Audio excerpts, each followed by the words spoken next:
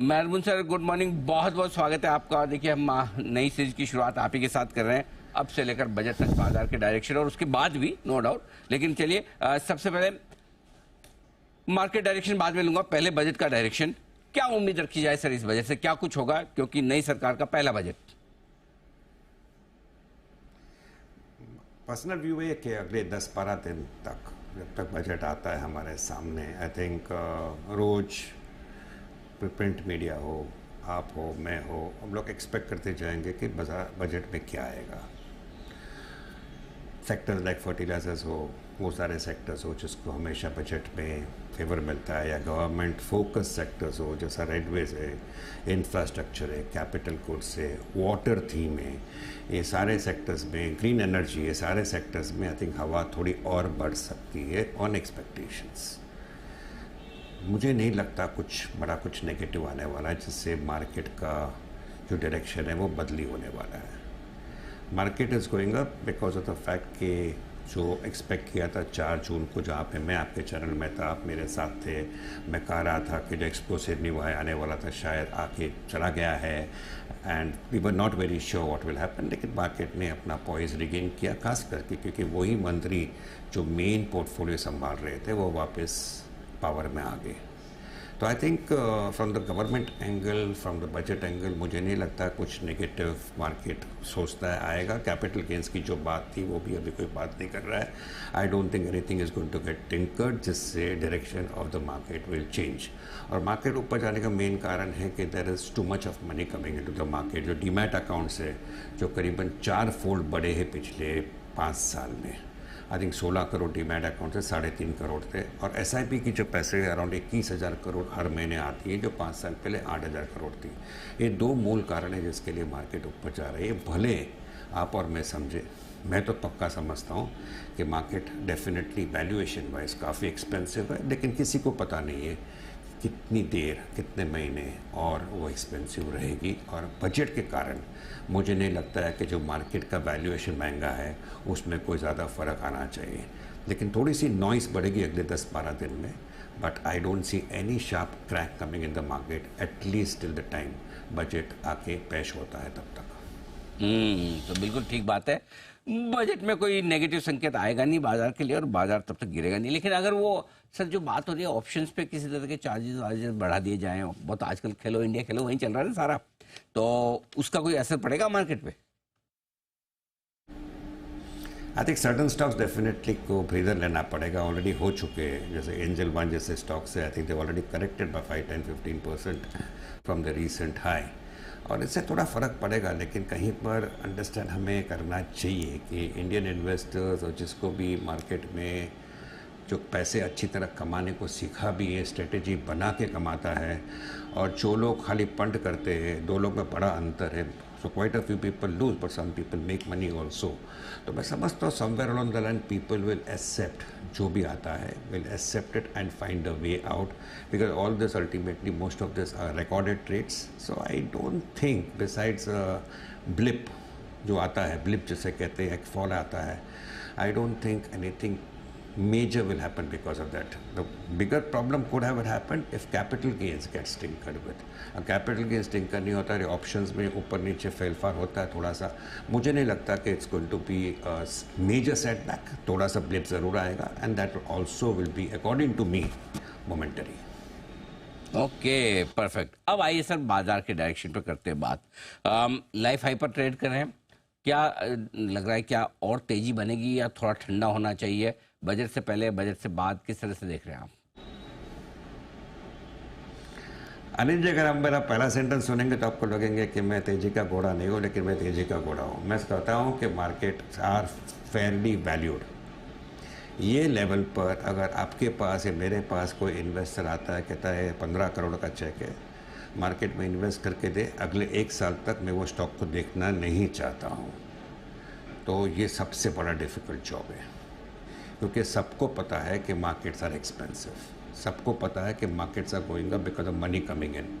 और अगर आप मुझे बड़ा चेक दो और बोलो कि मैं 1 साल तक इन्वेस्टमेंट मुझे करके दे, मुझे वापस देखना नहीं है उसको, it's a very difficult job. Because ये मार्केट ऐसा है कि एक साल में जियोपॉलिटिकल हो या वैल्यूएशंस हो या ग्लोबल प्रॉब्लम्स हो, जो भी हो, प्रेडिक्ट करना 12 महीने के लिए डिफ़िकल्ट है. So this is not a market in which it's a buy and forget market.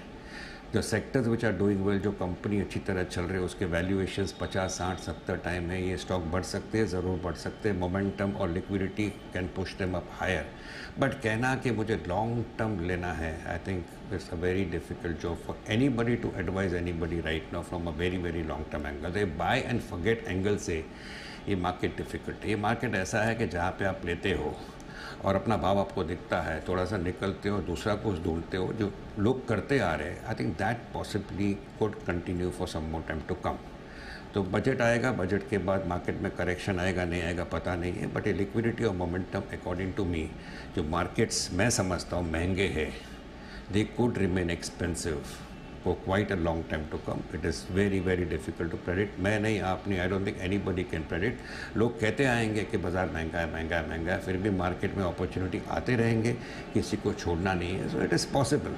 We will have a much longer period of time where things will not come off too sharply while knowing कि things are expensive. So अगर एक pullback आता है, I think pullback is a time where you can possibly learn to put in more money. तो मैं नहीं कहता हूँ 100 रुपये आपके पास है तो पूरा 100 रुपये बाजार में डाल दो. Keep 5, 10, 15 rupees on the side. Whenever a pullback comes you can go and add on to your preferred sectors and preferred stocks. तो बिल्कुल ठीक बात है. निवेश करने का मौका है अभी भी, इसमें कोई डाउट नहीं. तो बताएं सर, कहाँ निवेश करना चाहिए, क्या कुछ आपको पसंद है इस बाजार में? मैं कहूँगा कि मेन थीम जो हमेशा कहते आ रहे हैं, आप भी कहते आ रहे हो, मैं सुनते रहता हूँ आपको भी, कि एनर्जी एंड पावर, ये 2 सेक्टर्स है, मैं समझता हूँ पूरे फोकस पे रहेंगे और इसमें अपॉर्चुनिटी और भी बढ़ेगी. काफ़ी सारे म्यूचुअल फंड स्कीम्स फ्लोट कर रहे हैं फॉर दिस सेक्टर्स, तो और पैसे भी ये सेम स्टॉक्स को चेस करते जाएंगे. आप सोचेंगे इतने सारा बढ़ गया, अभी मैं नहीं लेता हूँ, पुलबैक की राह देखूंगा. और ये बिल्कुल ठीक भी है पुलबैक की राह देखना, लेकिन अभी तक जो भी पुलबैक की राह लोगों ने देखी है, not many have been able to make an entry. So money will keep floating around, go on to these sectors, and I think this sector should continue to do well. Apart from energy and power, मुझे लगता है railways एक sector है, capital goods है, infrastructure है, hotel sector है, जो छोटा रीजनल बैंक्स है. आई थिंक जिसमें मैं पॉजिटिव व्यू पिछले 1 साल 1.5 साल से बनाते आ रहा हूँ. I think they will continue to have action. लेकिन अभी मार्केट इसको परख चुका है. मार्केट में काफ़ी लोग ये सेक्टर्स में पैसे डाल चुके हैं. कहीं पर ये सेक्टर्स ओवर ओन्ड हो गए. डिफेंस और एक नाम है, ग्रीन एनर्जी और एक नाम है. तो ये सारे प्रिफर्ड सेक्टर्स है. Please understand one thing, people should understand कि ये सारे सेक्टर्स में पब्लिक ने पैसे इन्वेस्ट किए हैं. अभी भले ऊपर में किए हो, लेकिन किए हैं. And this stocks in this sectors, most of them are looking extremely expensive. बढ़ सकता है, बढ़ सकता है. पुलबैक आएगा, अगर पुलबैक आएगा तो 5, 10, 15, 20% का भी आ सकता है, जब भी आएगा तभी. So while this sectors will remain in favour, stocks will remain in favour. कहीं पर अफरा तफरी अगर होती है तो this stocks should come down possibly relatively more than the market. तो कहीं पर I think people should use their wisdom and buy into sectors जहाँ पे अभी तक स्टॉक्स ने ज़्यादा कुछ किए नहीं है. जैसे टायर सेक्टर है, पेपर सेक्टर है, थोड़ा सा केमिकल सेक्टर है, आईटी है. I think this are the sectors where valuations relatively सस्ते हैं. So it would not be a bad idea Anil ji. और मैं पिछले 20-22 साल के अनुभव से कहता हूँ कि जहाँ भी स्टॉक्स बढ़े नहीं है, साइकिल आपके अगेंस्ट है, आप इन्वेस्ट करो. और जब भी साइकिल आपके फेवर में टर्न होता है, आपको एक क्विक 10, 20, 30% रिटर्न मिलता है, जो शायद ये फेवर्ड सेक्टर्स जो है, defence included, power included, energy included, they may not provide you that type of handsome returns. Like उदाहरण के लिए पिछले हफ्ते में देखिए पेपर के भाव थोड़े बढ़े और पेपर के स्टॉक्स 10, 15, 20% बढ़ गए. So this type of things will happen whenever the cycle turns in the favour of the sector. I think उसके stocks will give you possibly more returns relatively to sectors when everybody knows. तो railways अगर मैं कहूँगा, capital goods कहूँगा, infrastructure कहूँगा, defence कहूँगा, green energy कहूँगा, ये सारे सेक्टर्स तो है ही, सबको मालूम है, सब बढ़ चुके हैं स्टॉक्स और बढ़ेंगे, बढ़ सकते हैं. बट जो सेक्टर्स को लोग देखते नहीं हैं, जैसे टेक्सटाइल्स है, पेपर था, टायर्स है, आई थिंक वो सेक्टर्स अच्छे स्टॉक्स आप खरीदते हो. जब भी कुछ पॉजिटिव न्यूज़ आती है, साइकिल टर्न होती है, relatively it is possible you will make more money then stocks of the other sectors. Okay